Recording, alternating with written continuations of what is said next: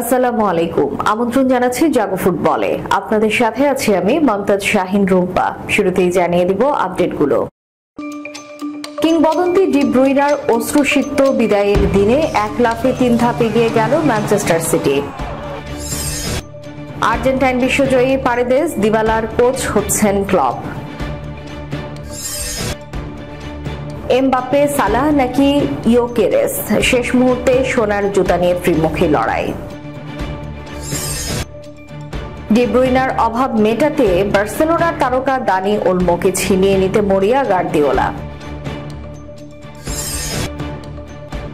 শুনছিলেন শিরোনাম, এবারে বিস্তারিত। ক্লাব বিশ্বকাপ খেলতে ব্রাজিল যাচ্ছেন রোনালদো। উয়েফা সেমিফাইনালে জার্মানির বিপক্ষে রোনালদোকে নিয়েই দল ঘোষণা পর্তুগালের। শুনছিলেন শিরোনাম, এবারে বিস্তারিত। এক দশকের অনেক সাফল্যের নায়ক মাঠের কান্ডারি কেভিন ডি ব্রুইনা ম্যানচেস্টার সিটির জার্সিতে ঘরের মাঠে শেষবারের মতো খেলতে নামলেন। প্রিয় তারকার জার্সি গায়ে গ্যালারিতে ভিড় করলেন অনেক ভক্ত। চোখে পড়ল কিং কেভ লেখা ঢাউস আকৃতির ব্যানার।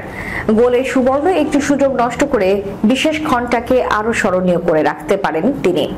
তবে দলের দারুণ জয়ে প্রিয় আঙ্গিনায় শেষটা সুখকর হলো না ডি ব্রুইনার। ইতিহাদ স্টেডিয়ামে মঙ্গলবার রাতে প্রিমিয়ার লিগের ম্যাচে বোর্নমাউথকে 3-1 গোলে হারিয়েছে ম্যানচেস্টার সিটি। শেষ দিকে অনেকটা সময় দুই দলকেই 10 জন নিয়ে খেলতে হয়। ওমার মারমাউস সিটিকে শুরুতে এগিয়ে নেওয়ার পর প্রথমার্ধের ব্যবধানে দ্বিগুণ করেন বের্নার্দো সিলভা। শেষ দিকে তৃতীয় গোলটি করেন নিকো গঞ্জালেস। এই জয়ে লিগ টেবিলে 1 লাফে 3 ধাপে গিয়েছে সিটি। এতে দলটির আগামী মৌসুমে চ্যাম্পিয়ন্স লিগে খেলার সম্ভাবনাও হয়েছে জোরালো।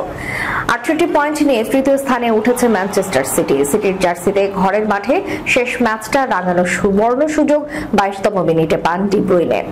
বাঁ দিক থেকে পাস বাড়ানো মারমাউসের দিকে গোলরক্ষক আগেই এগিয়ে যাওয়ায় ফাঁকা পোস্ট পেয়ে যান বেলজিয়াম তারকা, কিন্তু অবিশ্বাস্যভাবে 6 গজ বক্সে থেকে তার শট ক্রসবারে লাগে।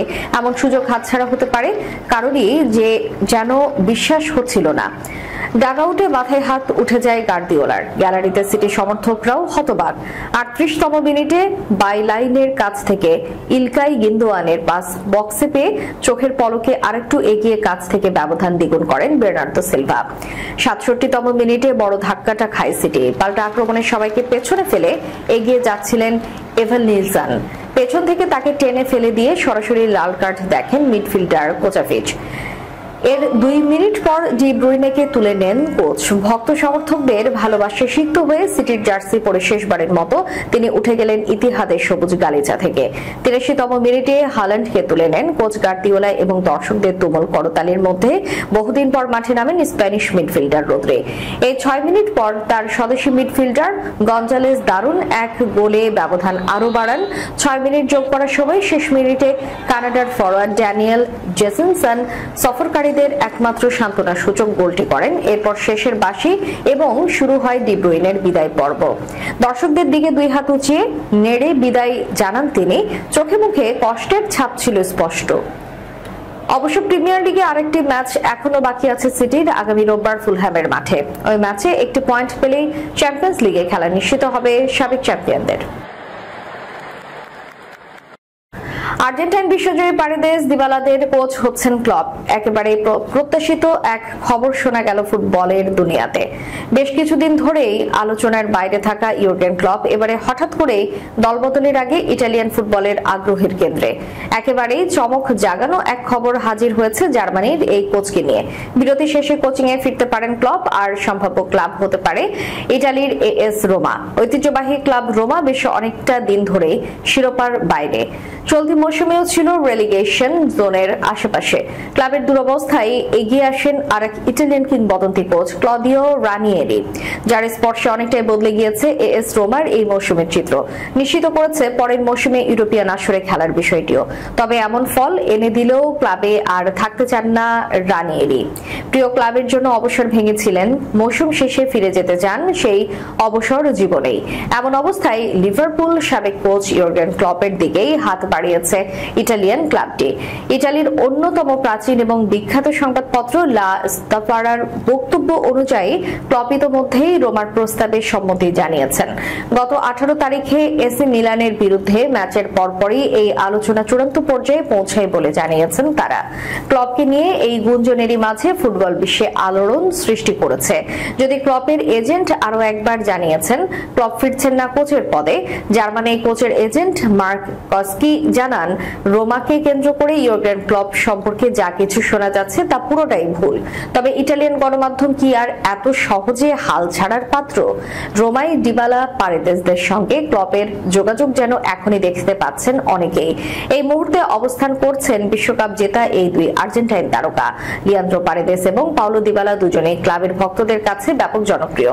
এছাড়া আছেন মাতিয়াস সৌলে।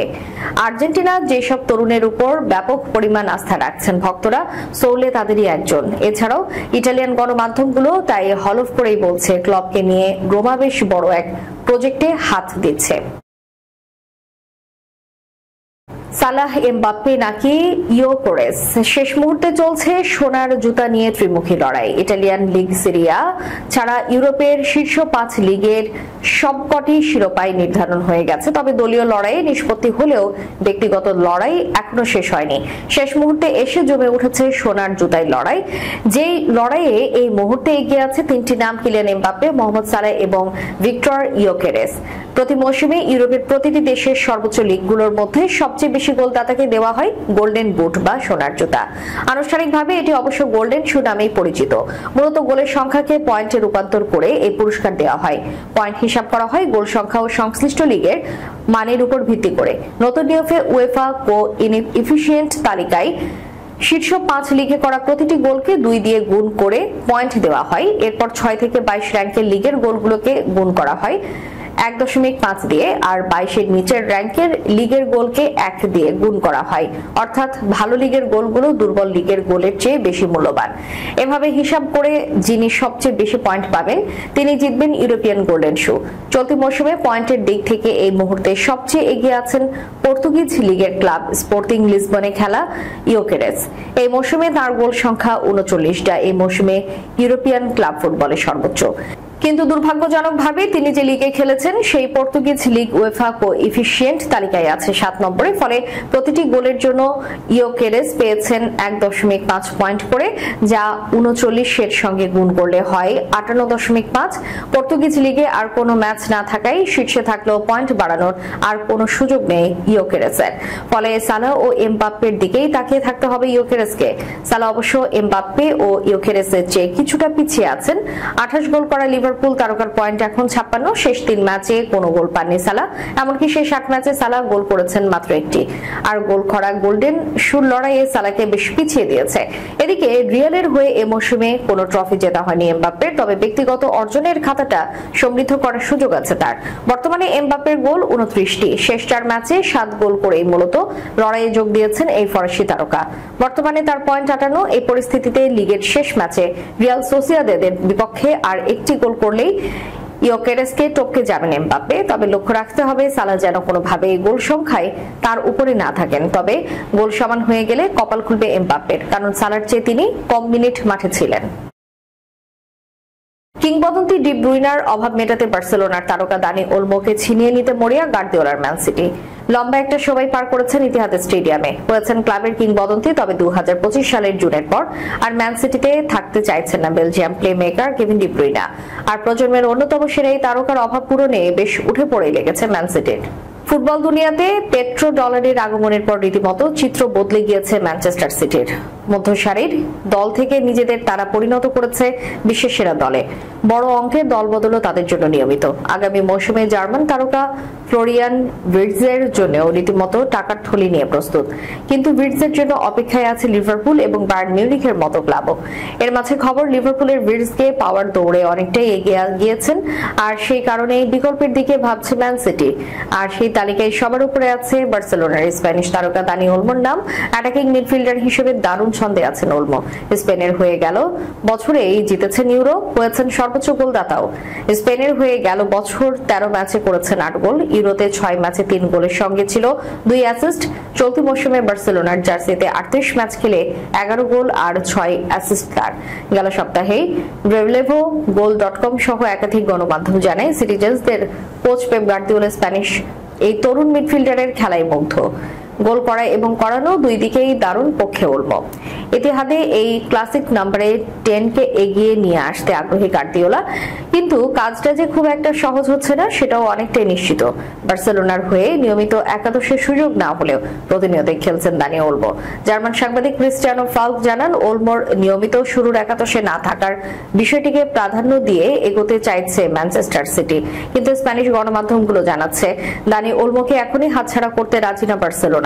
সিটিজেন্সদের জোর প্রচেষ্টাতেও এই দলবদল প্রায় অসম্ভব বলেই মন্তব্য তাদের। আগামী 4 জুন জার্মানির বিপক্ষে উয়েফা নেশনস লিগের সেমিফাইনালে মাঠে নামবে পর্তুগাল। এই ম্যাচে পর্তুগালের তারকা ফুটবলার ক্রিস্টিয়ানো রোনালদো ফিটনেসের কারণে খেলতে পারবেন বলে গুঞ্জন উঠেছিল, তবে সেই গুঞ্জন উড়িয়ে দিয়ে 5 বারের ব্যালন ডি অর জয়ী তারকাকে নিয়ে জার্মানির বিপক্ষে 27 সদস্যের স্কোয়াড ঘোষণা করেছে Portugal coach Roberto Martinez. Martinez বলেন, ক্রিস্টিয়ানোর ফিটনেস নিয়ে কোনো সমস্যা নেই, সে খেলতে প্রস্তুত। আমি আমাদের স্কোয়াডের মান নিয়ে খুব সন্তুষ্ট। আমাদের অনেক বিকল্প আছে। আমাদের স্কোয়াডের 4 জন চ্যাম্পিয়ন লিগ ফাইনালে খেলবে, যা দারুণ। 40 বছর বয়সী আল নাসের তারকা রোনালদো ক্লাবের সর্বশেষ 3 ম্যাচে খেলেনি। এ কারণেই কারো ধারণা ইনজুরির বাধাতেই সৌদি প্রো লিগ ক্লাবটির হয়ে এসব ম্যাচে মাঠে নামতে পারেনি রোনালদো। আল নাসেরের সঙ্গে রোনালদোর বর্তমান চুক্তির মেয়াদ শেষ হবে আগামী 30 জুন, কিন্তু এখনো ক্লাবটির সঙ্গে নতুন চুক্তি করেননি রোনালদো।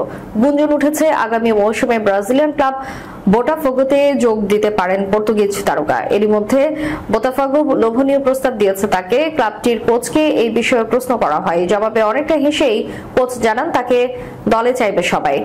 ক্রিসমাস তো ডিসেম্বরে, তবে রোনালদো যদি আসে তার মতো একজন তারকাকে না বলার প্রশ্নই আসে না। যদিও আমি কিছুই জানি না, স্রেফ প্রশ্নটির উত্তর দিচ্ছি। তবে যেটা বললাম, কোচরা সবসময় চাই সেরাকেই। এদিকে ন্যাশনস লিগ জেতার আশঙ্কা প্রকাশ করে পর্তুগালের কোচ মার্টিনেজ বলেন, আমরা ইউরোপের সেরা 4 দলের মধ্যে রয়েছি, অবশ্যই ন্যাশনস লিগ জিততে চাই। একই সঙ্গে এটিকে 2026 বিশ্বকাপের প্রস্তুতির অংশ হিসেবে ব্যবহার করতে চাই। শেষ করার পূর্বে সংবাদ শিরোনামগুলো জানিয়ে দিব আরো একবার। কিংবদন্তি ডি ব্রুইনার অশ্রুসিক্ত বিদায়ের দিনে 1 লাফে 3 ধাপ এগিয়ে গেল ম্যানচেস্টার সিটি। আর্জেন্টাইন বিশ্বজয়ী পারেদেস দিবালার কোচ হচ্ছেন ক্লপ।